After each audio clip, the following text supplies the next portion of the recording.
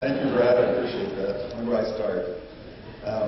I'd like to begin by doing a special introduction, if you bear with me for a minute. I think you know that V. Bellarmino is our VP of IT at Delta College. He has some of his family members here. He has his son, Lee Jr., who's a major in the U.S. Air Force, and he just finished a tour in Iraq, and a tour in Afghanistan. He was just awarded the Bronze Star. He's here with his family, his wife Jill, and his son Christopher. Let's give him a round of applause.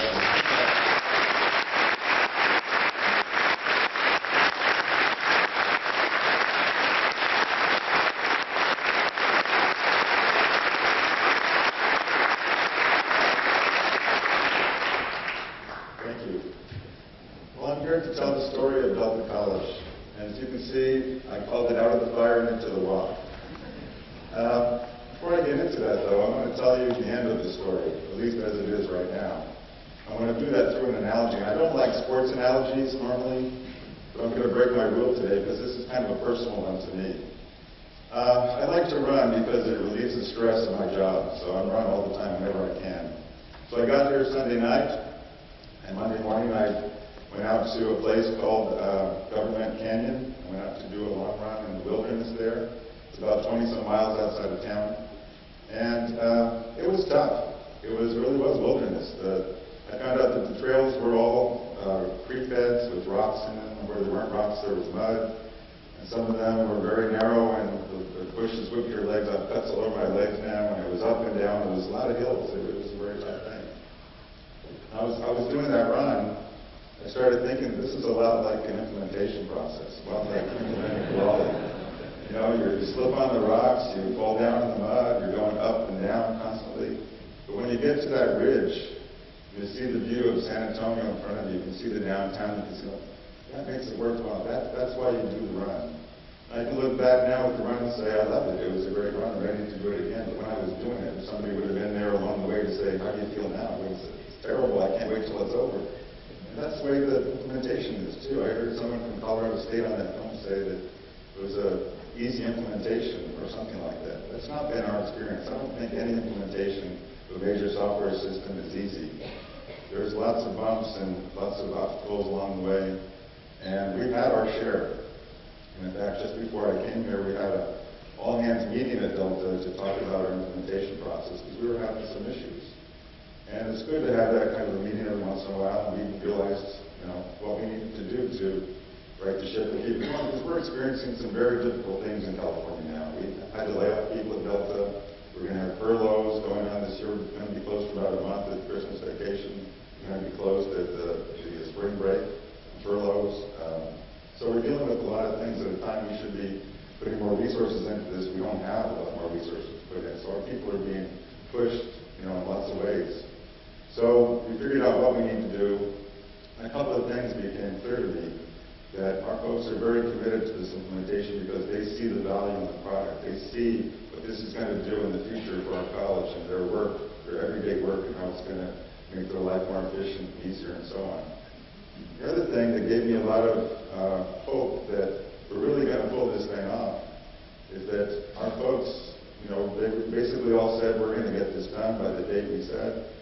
And it's not about me. They weren't swearing that pledge to me. It was to all the folks in Kuali. They don't want to let the folks who started this project with us down. And I thought that was critical because I've been through implementations before with, not to pick on anyone, but data we called it data hell when we were putting that software in. And I think at the end, nobody really loved it. It was a tough process, and everybody came out kind of with not a good experience and not a good feeling.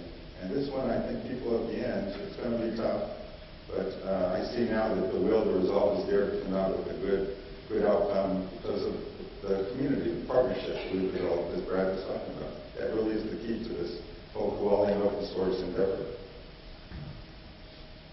So I want to start, I looked at the roster of invitees here today, people who are attending, and I think we're the only community college here from what I can tell. The rest are all universities or liberal arts colleges or whatever, what have you, technical institutes, but there are no other community colleges here. So I thought I'd take a few moments to give you a little bit of background about who we are. And I can't in a few minutes give you everything, but I can give you at least a thumbnail sketch of what we are. And then go through our story and then get to where we hope to go in the future. So This is the California community college system that we're part of. It's 110 community colleges, 72 districts around our state. We have 2.9 million students. That's the company line anyway.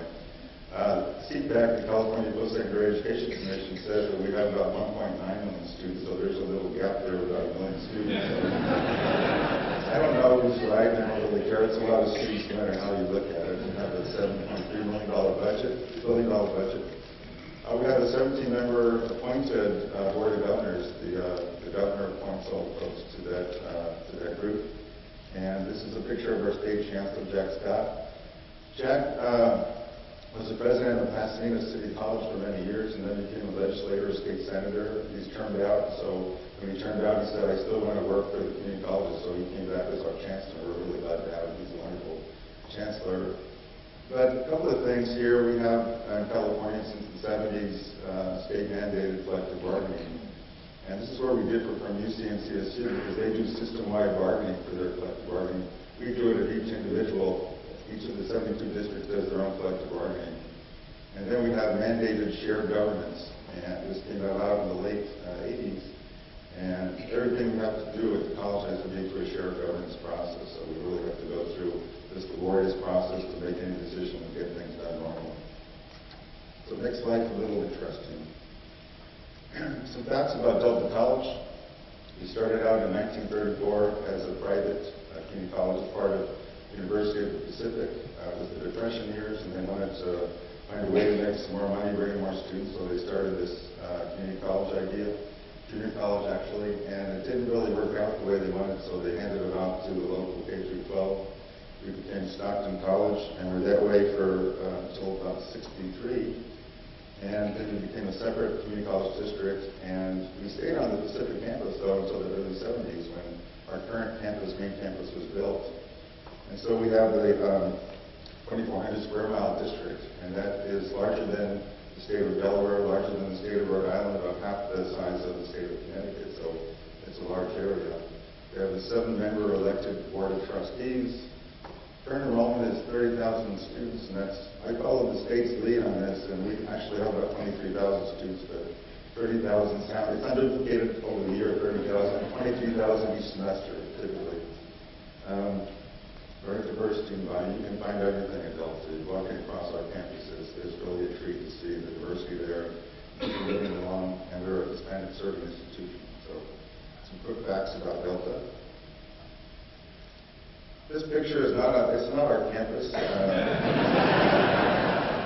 it is quite inspired the architecture on our campus. Our campus was actually modeled after the old mining buildings with those steep roofs and rustic exteriors, you can see. So you can see that when they started building our main campus, you can see that radical roof line, and this is what our campus looks like now. It's overgrown with trees, and you can see those radical roof lines that were meant to keep the snow off the roofs. And it never snows in Stockton, but if it ever did, it would help us a lot. Here's some more pictures of our campus.